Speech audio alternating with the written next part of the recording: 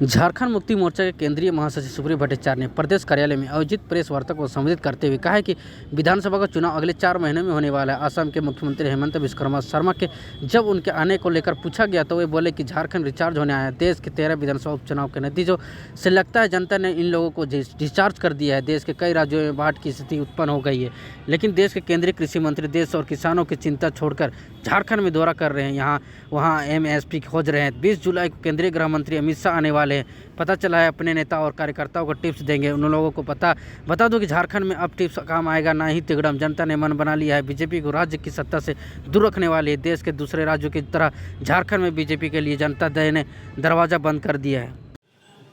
विधानसभा का चुनाव दिसंबर में आसन्न है और हमको लगता है कि अब झारखंड पावर हब हो चुका है।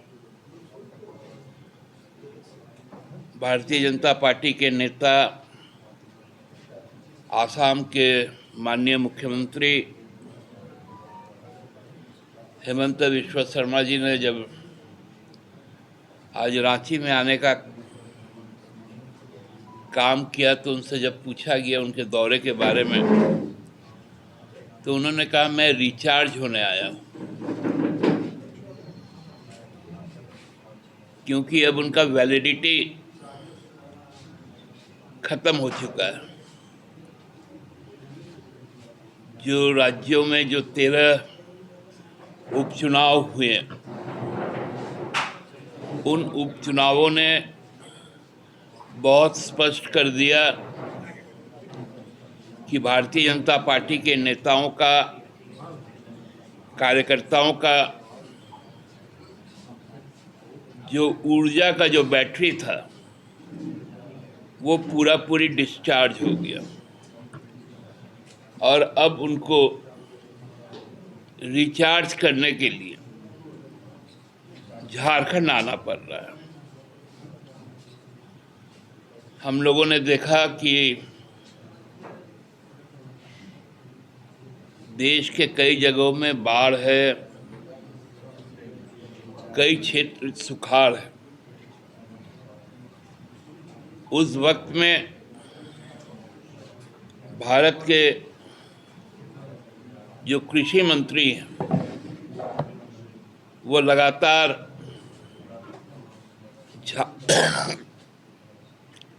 झारखंड के दौरे पर है। कृषि उनके लिए प्राथमिकता नहीं है। MSP पर जब संसद में उनसे पूछा गया तो वो निरुत्तर हो गए और यहाँ आकर MSP खोजने लगे। मतलब MSP का मतलब मतदाताओं का समर्थन पत्र। यहाँ पर भी उनको MSP नहीं मिलेगा।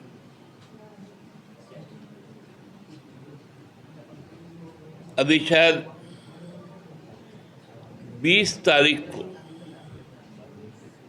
भारतीय जनता पार्टी के केंद्रीय स्तर के नेता और इस देश के गृह मंत्री वो भी रांची आ रहे हैं। भाजपा नेताओं से जो सूचना प्राप्त हुई संवाद माध्यमों से कि वो टिप्स देंगे, अब टिप्स का काम नहीं चलेगा, अनतिक्रम चलेगा, क्योंकि जनता ने मन बना चुका है कि अब भारतीय जनता पार्टी का सफाया इस राज्य से होगा। पूरा देश का जो संदेश है उस संदेश के साथ झारखंड भी आगे बढ़ेगा। इसी भाषा के लिए तो उनको किराए पर यहाँ लाया जा रहा है।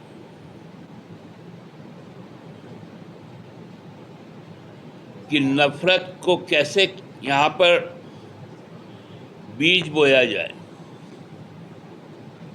आसाम में बाढ़ आई हुई है, 180 से ज़्यादा लोगों की मृत्यु हो चुकी है। कई हजार लोग बेघर हो गए हैं और वो आसाम से चलकर यहाँ पर बसे बसाए जो लोग हैं, जिनमें आपसी सौहार्द और भ्रातृत्व सदियों से कायम है, उसके खिलाफ बोलने के लिए उनको बुलाया गया।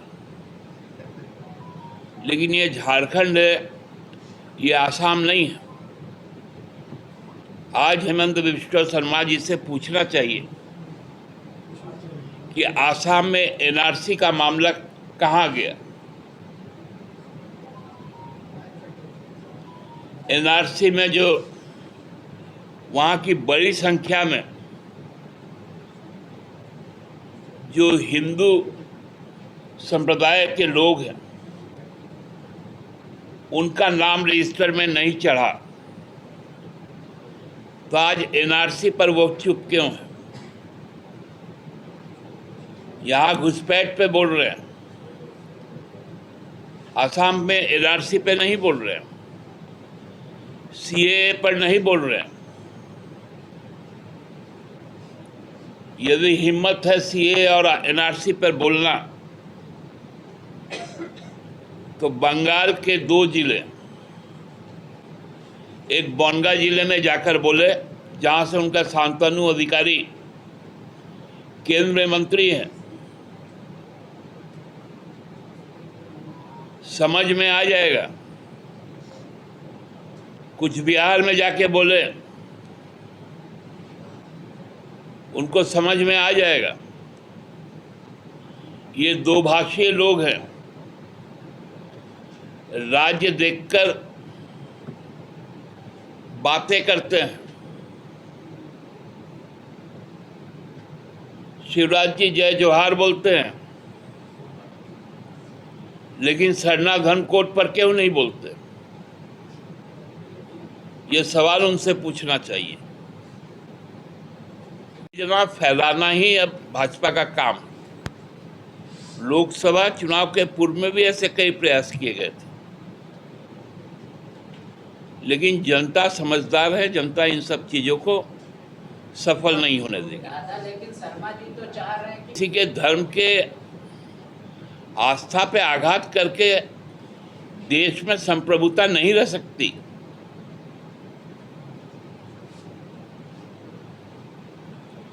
आप तो संविधान की हत्या दिवस मनाने वाले लोग हैं। तो जो संविधान की हत्या दिवस मनाने वाले लोग हैं, उनकी सोच में यही सब बातें आएंगी। शासित उत्तराखंड में भी उनको दोनों उपचुनाव वहां पर हुए थे, वहां भी उनको शिकस्त मिली। 13 में से मात्र 2 सीटों पर सिमट गई।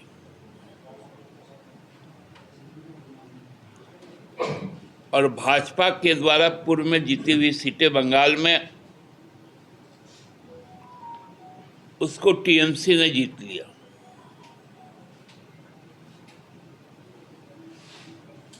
ये सच्चाई अब सबके सामने है,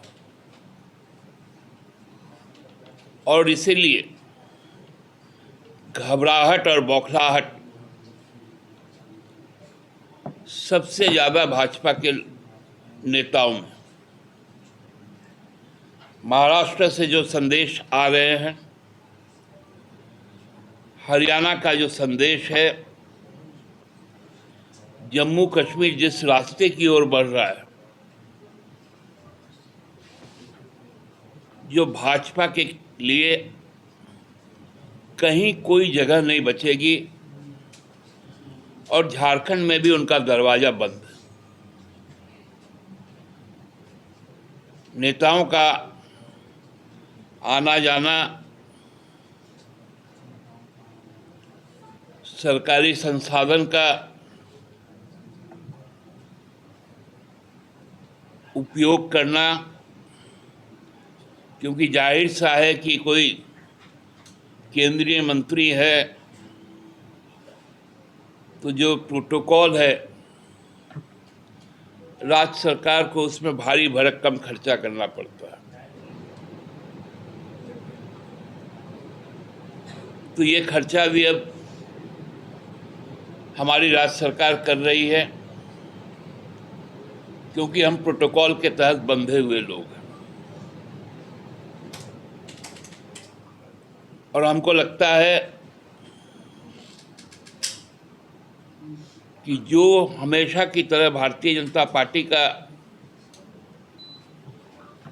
एक लाइन है कि ज़्यादा से ज़्यादा सरकारी संसाधन का उपयोग करो और अपने राजनीतिक लाभ को गेन करो। ये जो चीज़ें हैं ये सही चीज़ें नहीं हैं। भाजपा के लोग आए, घूमे, और जो बार बार भ्रम की स्थिति पैदा हो रही है, जिस प्रकार की भाषाएं बोली जा रही,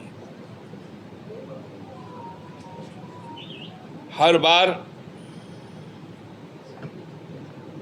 उनके प्रदेश अध्यक्ष हर 2-3-4 मिनट में आधे घंटे में एक ट्वीट कर रहे हैं, और ऐसी ऐसी घटनाओं पर ट्वीट कर रहे हैं, क्योंकि अब उनके पास मैदान में जाने का समय नहीं है। केवल बंद कमरे में बैठकर ट्वीट करना ही अब उनका रह गया।